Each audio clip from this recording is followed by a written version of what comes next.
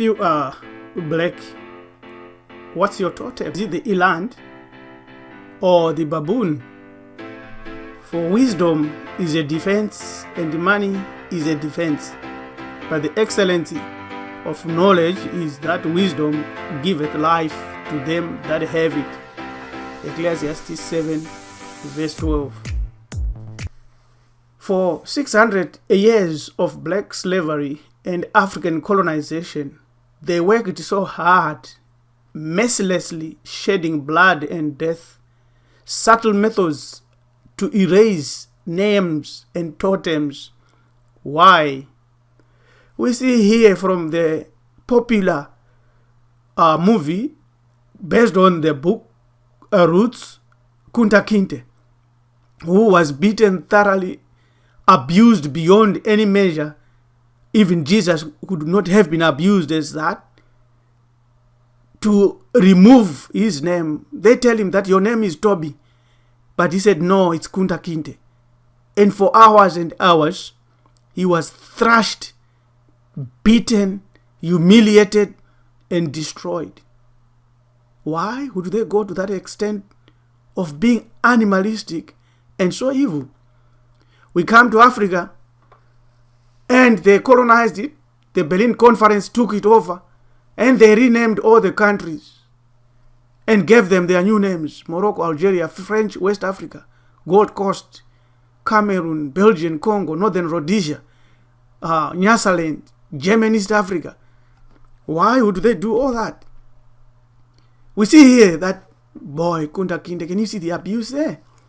And someone has gone on to, again, in modern times, scratch off the memories and destroy it. Why would they do that? Honestly speaking.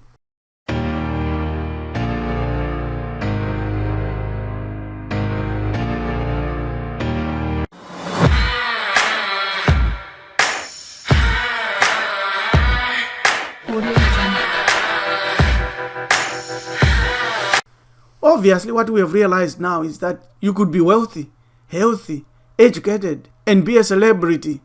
You could be the next billionaire. It does not matter if you have chains of PhDs or you heal the sick. You are a billionaire. You live in the streets as a street kid in abject poverty and squalor. It is imperative that you must have your identity. You must have your totem. If you are black and you do not know your totem, you can't really be you. Is it vital to know this? If you are an African, what is your totem? Some tribes changed totems. Yes, they would do specific rituals to change totems. Some totemic taboos are primitive. Yes, as well as no. If we understand them as part of totemism, a whole system of prohibitions called taboo, food taboos, strictly controlled a character to right, which was to accrue to the leader, soldiers, women, old people, and children. A number of other taboos was intended to ensure the privacy of the home or health or heath or fire, subject to the law of burial, fixed social status, rights and duties of members of the primitive group. So totemism or tribe heraldry was not founded on the human worship of animals, birds or reptiles and insects. It was the glue that bound society together. How can you dance if you do not know your identity? Even if you do it and dance properly, it will not be trance a dance. It will be certainly entertaining. You could make money out of it and a career out of it, but it will be void of connectivity. It ought to be trance a dance. Spirit power comes through dancing. How can you dance if you do not know your identity, if you do not know your totem? Even if you do dance, it will be a non-trance dance, perhaps entertaining, but as we have already indicated, void of connectivity. Africans ought to engage in regular trance dance. You see, this is mchongoyo. Dance by the Shangans. It's possessive. Something happens. Something vibrates. Something is done in the strata of matter when you dance. It's not ordinary.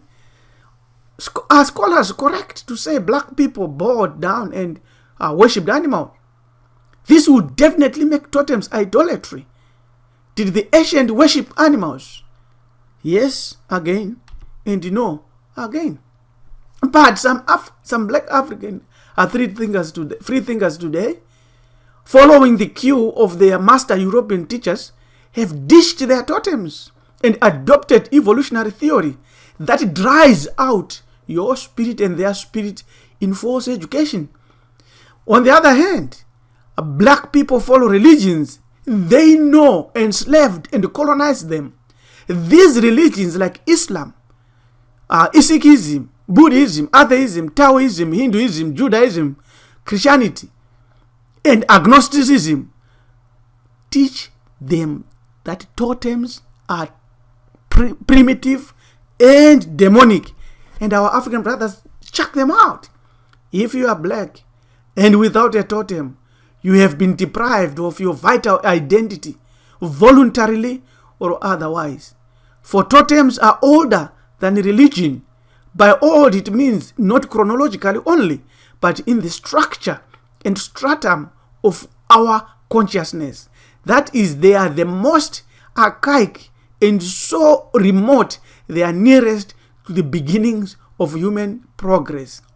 Yes, it uses symbolisms like our ancient Egyptian ancestors, who included images like, for example, of scarab beetle in much of their art and tombs. The image held deep meaning of regeneration, of creation, of transformation and renewal. So if you remove totemism, or if someone removes totemism, they dislocate you and delink you from the single parentage, your single parentage, the original parentage. And then you become an orphan. A totem, in a spiritual sense, is a bridge between you and your ancestry. The blood flowing in you today is from your original parent. It contains the signature your ancestors left for you in your blood. It is the one key to unlock that spiritual and ancestral vault. Whoever takes this from you, from your knowledge base, has all but destroyed your spiritual life. Any education that does not switch on this ancestral fire is a program to install software to run an agenda of those who hate us. We destroy our ancestral library.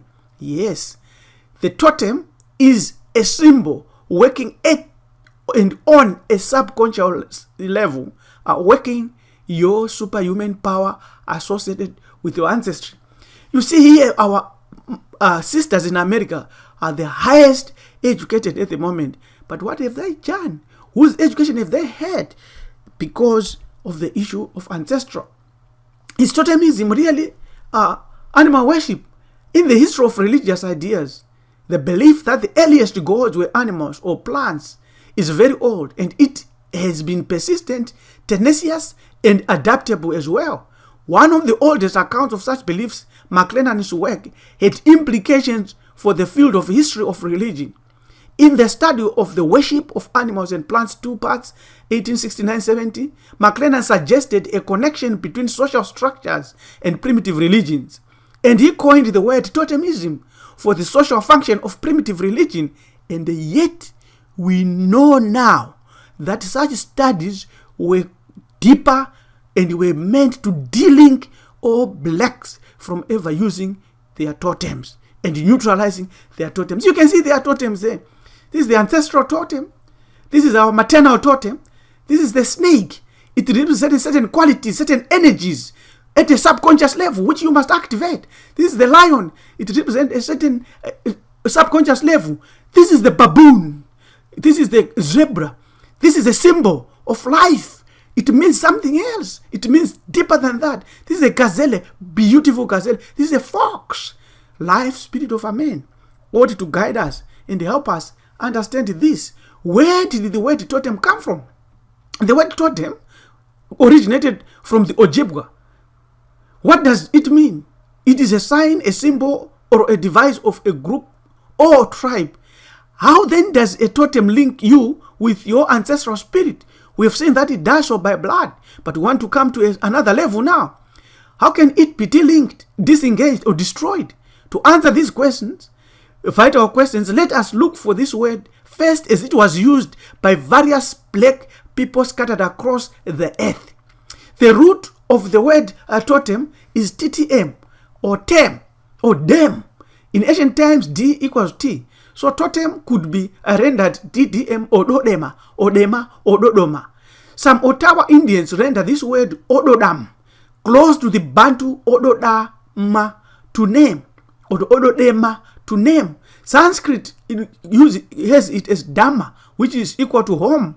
Greeks has domos, and as well as Latin has domus. Slavonic domu. English the dome. And the Wanyamwezi, who are of Swahili origin, and translate the Wanyamwezi, translate as people of the moon. In Tanzania, they call it intembe, meaning the roof. In Zulu, it's tumu, which means assemblage. In Maori, it's tamene, which means collection of people. In ancient Egypt, it's tem or tema, which means men, mankind, or mortals, and also connected with the Bantu term mutemo or umteto. You see how it is written there. See this other half, see it cuts in half, meaning that there is a certain sharing of humanity with all the four quarters of life. And you can see that the ancient Egyptians preserved for us and bequeathed the means of interpreting totemic typology that goes far back to the original early thought. The primitive consciousness or knowledge has lapsed and become confused by deliberately labeling totemism that originated in inner Africa as primitive, satanic, or pagan. You see here it continues to show us that the word lodema or totem, easily seen as tempter, means the spirit or force of invisibility to the human eye. No physical man has or can see it or his full glory. It is tema, it is black. How then does a totem link you with your ancestral powers? How can it be delinked, disengaged, destroyed, or disconnected? Because it disconnects your memory violently, as we have seen Kunta Kinte, with subtlety, as we have seen the educational system and religious system. You see there in pre-dynastic Egypt in 3500 BCE, the hieroglyph for God is neta, is demo. This is an X that Africans know very well. Demo means totem, means demo, means mteto, means law, means nature. It means all that. How then does a totem link you with your ancestral powers? Here is the clue. Totemism leads to that eternal library of everlasting memory, tribal collective memory, which must be activated using cultural expressions. One of that is your poem associated with you. It is repackaged and it lets you into your ancestral spirit. Here's a poem for Lobengula, King Lobengula. It says, "Sikadle njenge istole, ungwalo ngwalo usemzibukweni, sigubugubu sizulu ngokusibekela, mazwe ntaba nkosi kamgabi, undwande inyoni yakumlomo wayo, yakuwenzela esibeleni, abanye bathi ibambeni, abanye bathi iyekeleni ikwaka kwayo."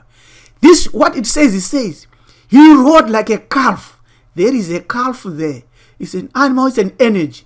He who has books is at the river crossing, the cumulus cloud which rains from overcast, the words of a mountain, king of Mugabe Ndwando, the bird that builds with its beak pointing to a pool of water.